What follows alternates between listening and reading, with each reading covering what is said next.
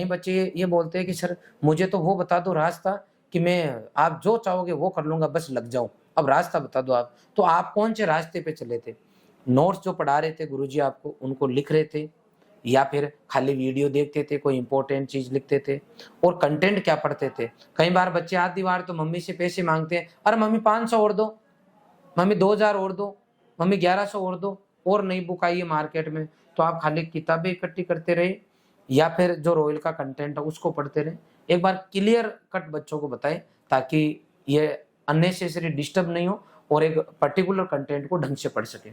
Sir उस time पे जब मैं जून में ये कोर्स में ज्वाइन हुआ था, तो उस टाइम पे अब जून जुलाई अगस्त टाइम कम था, तो उस टाइम पे मैं जैसे जितनी भी क्लासें लगती है तो उनकी वो पैनल पीडीएफ उसमें अपलोड हो जाती है। तो मैं पहले उस पैनल पीडीएफ से नोट्स बनाता और फिर वीडियो है तो वो जैसे 1 घंटे की है तो फिर उसको 2 गुना स्पीड पे करके और आधे घंटे में उसको कंप्लीट कर लेता था। बहुत बढ़िया। जिससे क्योंकि टाइम का भी मैनेजमेंट हो जाता है और कम टाइम में अच्छे से पढ़ पाता था। और जैसे ही सर मैं उनको पढ़ता था उसके बाद जैसे एक टॉपिक पढ़ लिया, फिर उसके बाद उनके हर टॉपिक को उसमें ऑब्जेक्टिव अपलोड कर रखे हैं, तो फिर उनके बाद वो ऑब्जेक्टिव को सोल्व करता था। और जैसे इस बार मेरे को जैसे ऑब्जेक्टिव के लिए एक लिस्ट बनाता था कॉपी में, भाई 20 ऑब्जेक्टिव कर रहा हूँ, उसमें से कितने आ रहे हैं कितने नहीं आ रहे, जैसे 15 आ गए 5 नहीं आए ना, तो फिर वापस मैं थ्योरी में पढ़ता था उस टॉपिक को कि वो 5 क्वेश्चन वो क्यों नहीं आए सर।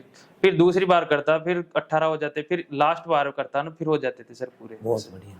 अब आप, इसने बहुत बड़ी बात बता दी है, इसको ऊपर से मत निकालना कि मैं जब थ्योरी पढ़ता था उसके बाद में सबसे पहले देखो कंटेंट गुरुजी पढ़ाएंगे तो कंटेंट सर ने वीडियो बना दिया, वीडियो जो बनाया है जो लिखाया है उसकी पैनल पीडीएफ अपलोड कर दी। पैनल पीडीएफ से ये क्या करता, सबसे पहले रजिस्टर के अंदर फटाफट जो जो पढ़ाया गुरुजी ने उसको लिख लेता, तो लिखने का काम हो गया कम से कम टाइम में।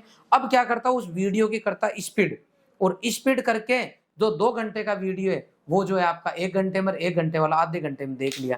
अब कंटेंट देख लिया, अब उसने इस रजिस्टर को वो जो थ्योरी थी उसको 1 बार 2 बार पढ़ के बिल्कुल लर्न कर ली। अब उसी टॉपिक के ऑब्जेक्टिव पे जाता, ऑब्जेक्टिव जब सोल्व करता तो ये नहीं पहला पढ़ लिया क्या आंसर इधर देख लिया, दूसरा पढ़ा क्या आंसर इधर देख लिया ना, सबसे पहले लिख लेता कि 1 से लेके 20 तक, और फिर पहले का क्या आंसर इसके हिसाब से देखता कि पहले का 2, दूसरे का 3, तीसरे का 4, पूरे 20 कर लिए। फिर चेक करता वापस कि कितने सही हुए कितने गलत। अब मान लो 5 गलत हो गए और 15 सही, तो वापस थ्योरी में जाता कि मैंने पढ़ने में कौन सी कमी छोड़ी कि हमारे मेरे 5 क्वेश्चन गायब हो गए, गलत हो गए।